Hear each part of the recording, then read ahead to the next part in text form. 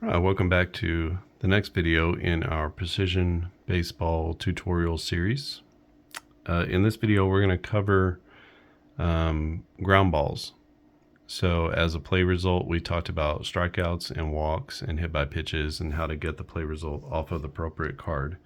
But let's look at how to resolve a ground ball. So we're going to go ahead and roll. We have Freddie Garcia against Terrence Long. A 2 is almost guaranteed to go off of the pitcher that was a 0, or off of the batter card. So we will evaluate anyway. Against righties, he's a +4. Against lefties, he's a +2. So 1 to 16. So that's a 6. And we say 10 plus 6 is 16.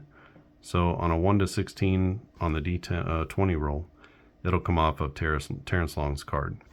So we have a 2. That's definitely in that range. So it's going to come off his card.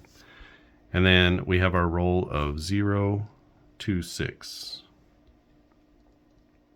And this is a perfect setup because this is going to be a ground ball. You can see against a right-handed pitcher, a 1 to 264 is going to be a ground ball. And that's in the GB range. So we have a ground ball. Great. Now what do we do?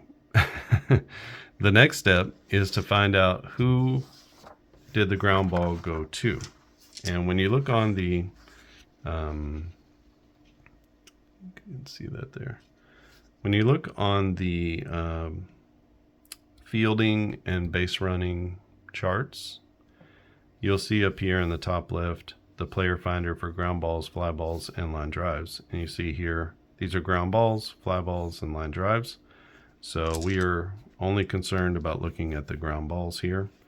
And so now we need to roll our 3D10s again, and then we will cross-reference which player has picked up the ground ball.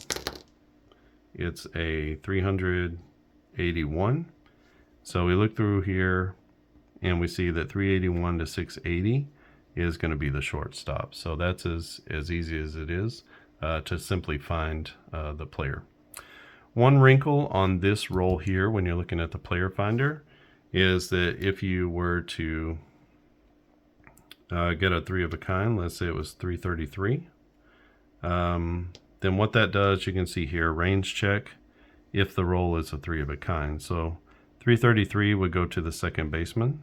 It's in the 121 to 380 range. And then a 3 of a kind triggers a range check. And we'll cover how to do range checks in a different video.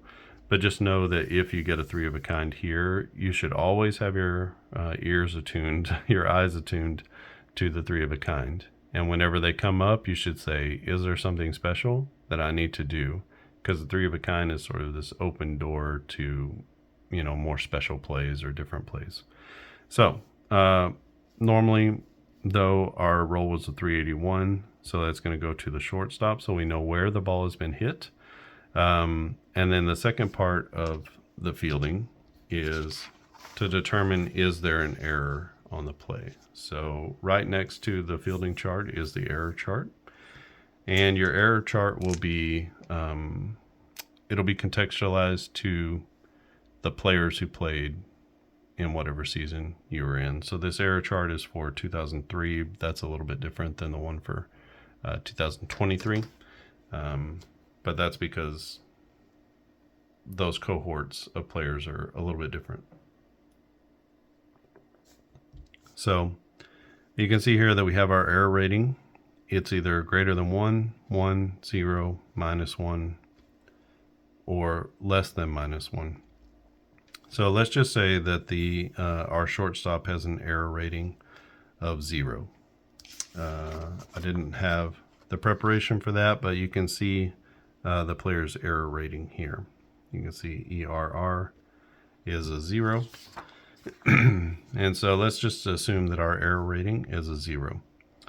Now when we look down this column here, we see that this is again our 1 to 1000 roll. We look down our column, we see a bunch of green and 1 red. The green means no error. The red means there is an error. So for a 0 rated player, as far as his error is concerned, 28, so 028 to 091 is going to be an error. So then we roll for the error. and we see that it's a 454, and 454 falls into this range here. 244 to 1000 is no error on the play. Because the errors end at 243, once you see that anything above 243, you don't even really need to do an error check. So I would only do an error check if this is a 1 or 2. So then you roll again. This time it's a 282 again. That's above 244, so there's no error on the play. And then if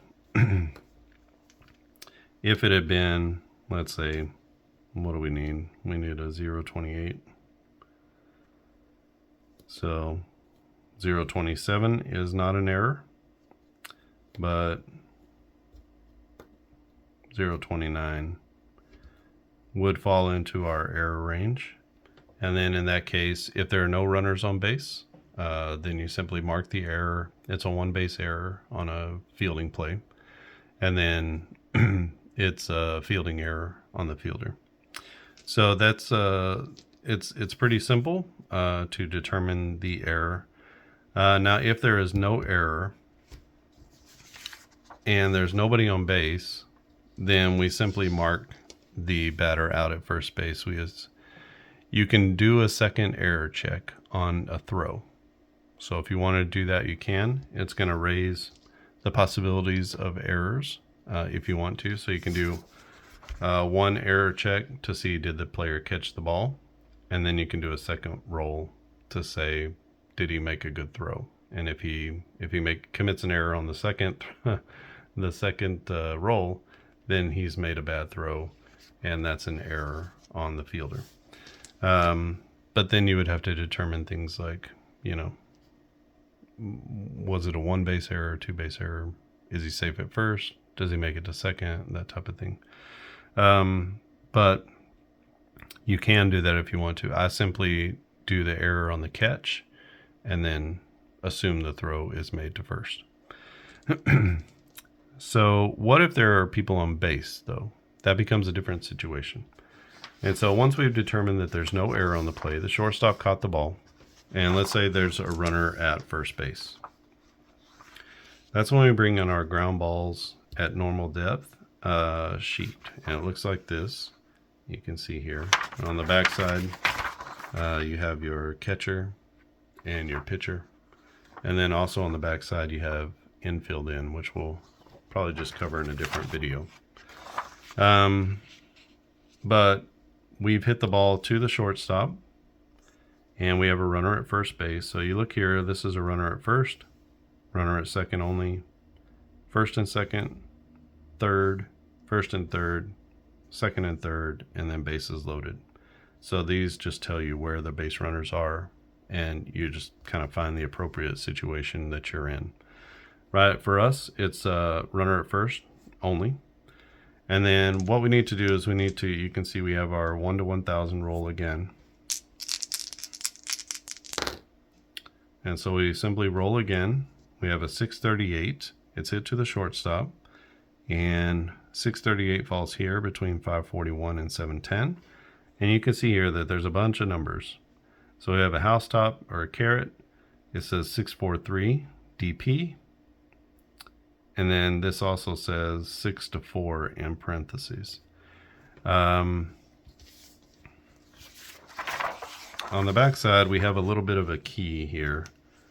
So the housetop means that if there are 2 outs, then use the play that's in parentheses. So when we look here, we see that we have the housetop. That means if there are 2 outs, we should use this 6 to 4 put out. So that would be the final out of the inning. The shortstop throws it to the second baseman. That's what 6-4 means. And the third out would be made at second base. If there are not 2 outs, then you're going to look at the, you're going to record whatever the result is that's not in parentheses. So 6 to 4 to 3 is shortstop to second to first, and that is a double play. A DP stands for double play.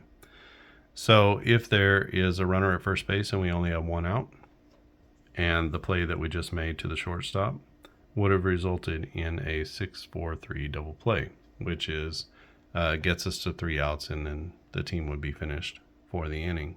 If there were no outs, the 6-4-3 double play would have happened as well, and there would just now be 2 outs with no runners on base. We can walk through some of the others. So you can see here, if it had been between 361 and 540, we have the housetop carrot. It says 6-4 DP question mark, and then 6-3. So with 2 outs, it's a 6-3 put out, so the throw is just to first base. And then if not, then it's 6-4 DP question mark. And we can see here, when we have a question mark, that means check the play chart. Check the play chart. And so when you do that, then you're going to look at, we have a couple of different options here, and we can just see these in conjunction with one another. We have try to get these on screen together, but we have a double play here, which is labeled DP, and then we have grounded into double play, which is labeled GIDP. Now this is the chart for grounded into double play. This is a chart for a double play. So anytime you see DP here with a question mark, you're going to look on this chart here. Sometimes you'll see GIDP with a question mark, and then that means you're going to look on the grounded into double play. The difference between these is that this chart uses the fielder's double play rating, and this chart uses the batter's grounded into double play value.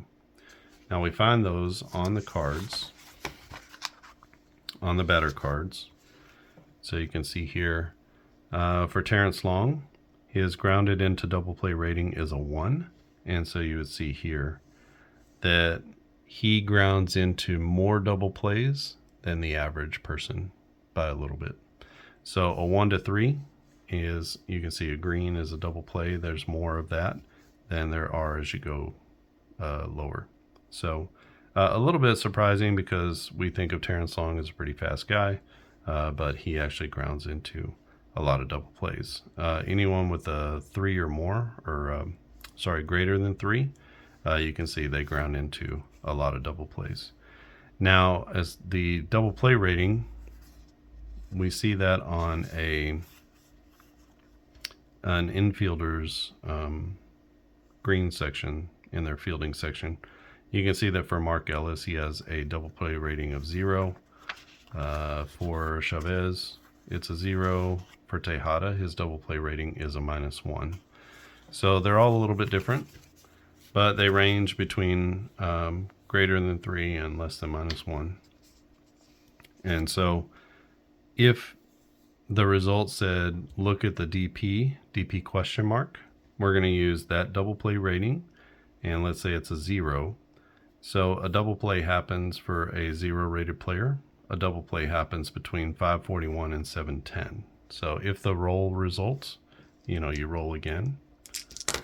And if it doesn't land between 541 and 710, then it's in the red. Then that means it's simply a fielder's choice. And we can see how to mark the fielder's choice here. When we say 6-4 DP question mark, 6-4 is the out made. That's the fielder's choice. What we really want to know is, did we make the throw to first successfully and get the double play? So we sort of assume that throw to second base. You don't have to roll to see that throw was okay. So 6-4 is a put out, and then the DP is still a question mark. We need to figure out, is there a double play?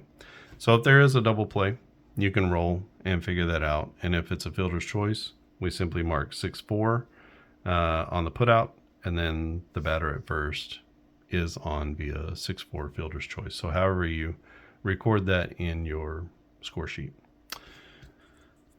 There are lots of different, and we'll cover more in depth every part of this, including the infield in chart. But the key here is on the back, or the second page, I guess. And then you can see what all these different symbols mean. and then how to interpret that so that the base runners move up automatically like they should.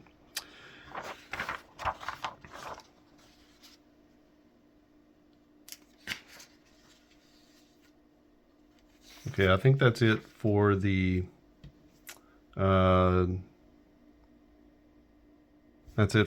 ground balls. In the next video, we'll cover what to do with a fly ball.